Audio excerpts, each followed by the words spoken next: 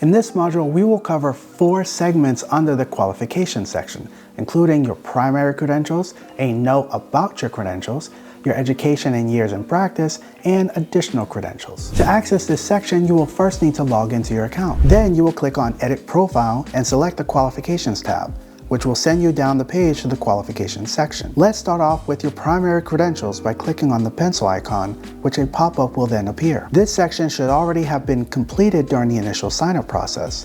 If everything you previously submitted was accurate, Psychology Today staff will add a stamp of approval stating that your license information has been verified. If and when you need to make any updates to your license information, all you need to do is click on Replace Credential. Then you will complete all the information that is required, including selecting your mental health role, entering in your updated license number, the state that your license is connected to, and your license expiration date. Once you have entered in all the information, then you will click on Save. After submitting this update, a Psychology Today staff member will be notified so that they can review your updated information so they can verify it. From here, you will head back to the qualifications section and click on the pencil icon next to Note on Credentials, which a pop-up will then appear. This section is all about offering a short note to clients, no more than 300 characters, about your qualifications as a mental health provider. Now, what I have seen some therapists do is they spend time writing about their degree, their license, their training, their certifications,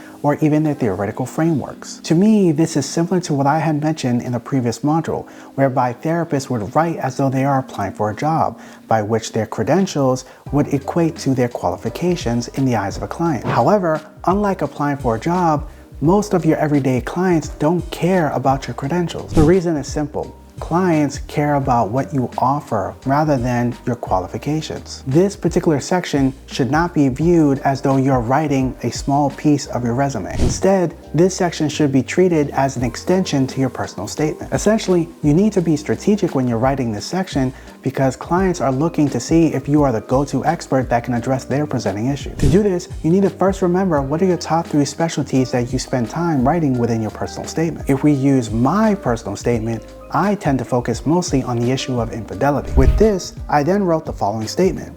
As a marriage and couples therapist, I specialize in helping relationships heal from cheating, affairs, and infidelity. Now, unlike me, you can decide to include more information so that you can maximize the amount of characters that can fit within that section. If you do, make sure you're offering an explanation as to how you can help the clients based on their presenting issues. Here's a pro tip. The reason why I suggest that you include your top 3 specialties is because you can also get the highlight feature within this section. If we go to the search results and filter them by the issue of infidelity, you will notice that my profile shows up with the words infidelity and cheating highlighted in yellow. Now, when we click on my profile, Psychology Today will highlight the sentence in blue where the highlighted terms were featured. Now, if we scroll down the profile to the qualifications section, you will notice that the terms cheating, affairs, and infidelity are also highlighted in blue. To me, having these terms highlighted in blue allows me to come across as the expert of that issue that clients are looking for help on. Once done, simply click on Save